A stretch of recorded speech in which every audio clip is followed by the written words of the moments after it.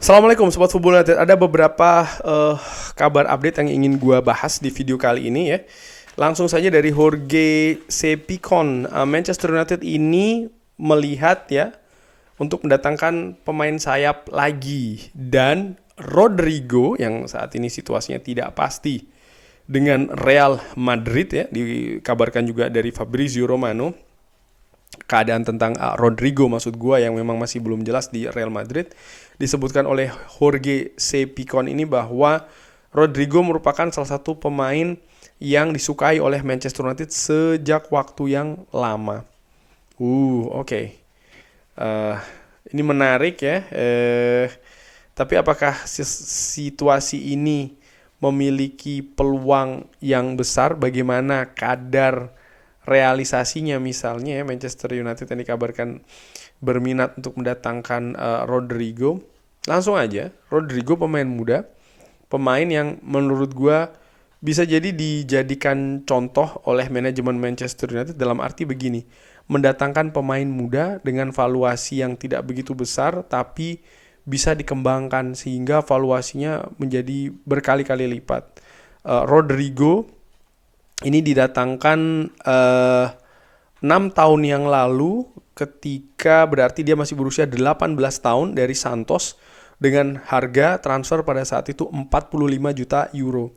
Saat ini ya valuasinya ada di angka 93,2 juta euro, hampir 100 juta euro. Hal seperti inilah kalau gue ingat betul apa yang dikatakan oleh Sir Jim Ratcliffe, dan juga dia secara spesifik mengatakan Real Madrid ya, artinya memang bagaimana pergerakan cara mendatangkan pemain di bursa transfer, mendatangkan pemain muda, potensi, mereka rawat, mereka kembangkan, mereka gunakan juga di skuadnya, bisa menjadi pemain yang penting ya dengan kontribusi juga yang vital dalam skuad Real Madrid sehingga valuasinya ini meningkat luar biasa. Manchester United, Sir Jim Ratcliffe berkata saat ini tidak ada pemain yang memiliki valuasi sekitar angka 100 juta euro, tidak ada. Dan diharapkan memang Manchester United di periode-periode selanjutnya ini bisa ya mendatangkan atau membuat, membuat pemain seperti ini, pemain muda didatangkan lalu valuasinya bernaik berkali-kali lipat. Dulu sudah pernah dengan Cristiano Ronaldo, dan hal-hal seperti inilah yang ingin dilakukan oleh manajemen Manchester United selanjutnya. Nah, sekarang balik lagi nih, bagaimana dengan Rodrigo? Well, menurut gue ini rumor ya, karena pemain berusia 24 tahun ini walaupun saat ini ada ketidakpastian dengan Real Madrid, tapi kalau dilihat valuasinya ada di angka 93,2 juta euro, ini bukan sesuatu yang Manchester United bisa kejar saat ini. Ini di luar kemampuan dari finansial Manchester United saat ini, walaupun dengan menukar pemain misalnya. Ini bukan hal yang menurut gue juga bisa dilakukan oleh Manchester United. Intinya gue perkirakan ini adalah hanya rumor saja ya. Dan kabar lainnya masih dengan sumber yang sama, Jorge Cepicon, bahwa potensi pergerakan Marcus Rashford ke Barcelona ini memiliki progres ya setelah ditangani oleh agen terpercaya Arturo Canales. Dan ini lebih mungkin secara finansial ya daripada proses mendatangkan Luis Diaz. Di sumber lainnya gue baca terkait dengan Rashford juga, dia ini bersedia untuk mengurangi gajinya. Nah, menurut gua memang situasi penentuan ya, tantangan utama untuk mendatangkan Rashford untuk klub yang berminat memang ada di gajinya. Menurut gua valuasi senilai mungkin 40 juta euro, gua pikir ini bukan hal yang memberatkan atau menghalangi klub-klub yang berminat mendatangkan Marcus Rashford. Bagaimana dengan Barcelona? Gua pikir kalau Rashford betul mengurangi gajinya ya yang ingin diminta, lalu dia misalnya saat ini dengan agen yang lebih pas, dan Barcelona memindahkan sorotannya dari target utama Luis Diaz ke Marcus Rashford, gue pikir peluang Rashford untuk cabut ini besar. Harapannya tetap secara permanen. Dan kalau sekali lagi gaji Rashford diturunkan, gue pikir perpindahan secara permanen itu lebih memungkinkan untuk Barcelona lakukan ya terhadap Manchester United terkait dengan Marcus Rashford. Semoga saja ini yang akan terjadi. Kabar lainnya yaitu adalah kontak baru saja dilakukan ya antara Juventus dengan Manchester United untuk mencapai kesepakatan terkait dengan Jadon Sancho. Mereka pihak-pihak ini ya sangat mendorong untuk mendatangkan atau menyelesaikan negosiasi pemain ini. Ini disebutkan oleh Gianluca Di Marzio. Ya ini juga hal yang gua nantikan di bursa transfer kali ini. Jadi bukan hanya terkait dengan mendatangkan pemain baru dan lain-lain. Dan kalau melihat dari beberapa berita terakhir, kabar terakhir memang sangat serius ya keinginan Juventus ini untuk mendatangkan Jadon Sancho. Walaupun sumber lainnya mengatakan bahwa Fabrizio Romano maksud gua belum ada semacam kayak tawaran ofisial dari Juventus ke Manchester United terkait dengan Jadon Sancho. Tapi ya tentu saja ini kabar yang juga tidak bisa dipandang sebelah mata dari Gianluca Di Marzio. Dan gua pikir saat ini memang yang paling terdepan, artinya klub yang memiliki kemungkinan besar, yang paling besar katakanlah seperti itu untuk mendatangkan Jadon Sancho adalah Juventus. Sama seperti Rashford, dan sering gue katakan juga, gue berharap Jadon Sancho bisa lepas secara permanen dari Manchester United.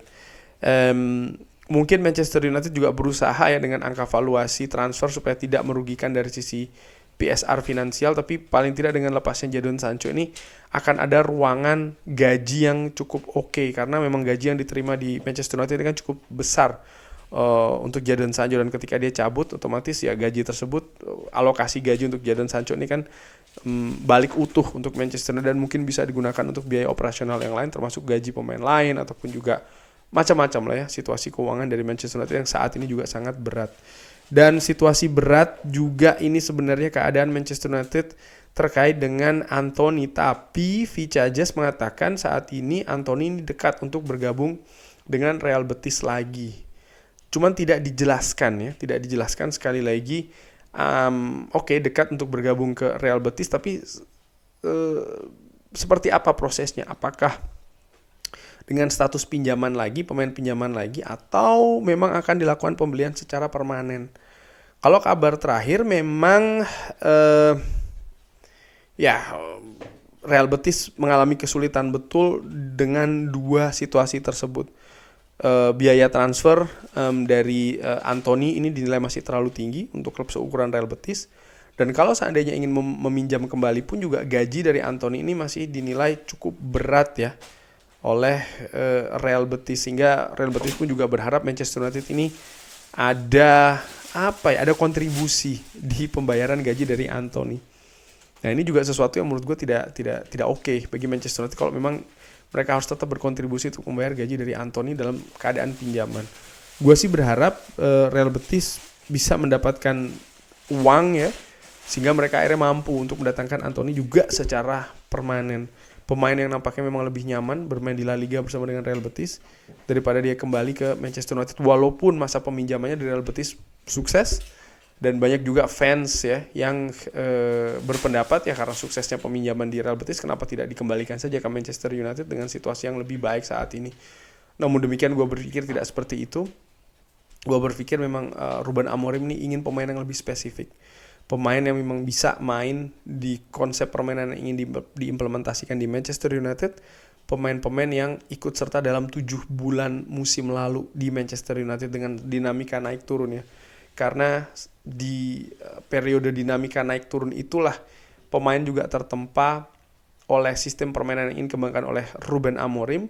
Ruben Amorim bisa mengaksesan pemain, dan para pemain pun juga bisa melihat ya kapasitas mereka bermain di sistem dari Ruben Amorim itu seperti apa. Kalau mereka tidak sanggup ya gue yakin mereka pasti juga akan mencari jalan keluar di bursa transfer musim panas kali ini, dan itu yang gue lihat dari seorang Anthony. Anthony tidak berkata secara terbuka ingin tetap stay di Manchester United, tapi dia berkata secara terbuka dia sangat-sangat menikmati periodenya di Real Betis, dan itu merupakan tanda besar menurut gue bahwa ya dia sudah meminta mengakhiri lah kurang lebih seperti itu periode bersama dengan Manchester United. Tidak masalah dia ingin berakhir di Manchester United, tapi kita berbicara secara teknis, secara finansial juga Manchester United tidak bisa mendapatkan kerugian lagi kan terkait dengan situasi PSR. Dan Anthony didatangkan secara mahal dari Ajax. Ini buah kesalahan dari manajemen Manchester United, sehingga ada batasan-batasan nilai PSR yang juga tidak murah ya, yang Manchester United harus tetapkan, terutama ketika ingin menjual Anthony secara permanen. Kurang lebih seperti itu. Bagaimana menurut Sobat Football United? Seperti biasa silahkan drop di kolom komen. Terima kasih sudah menyaksikan. Jangan lupa like, sholat, dan juga subscribe. Wassalamualaikum warahmatullahi wabarakatuh. Thank you.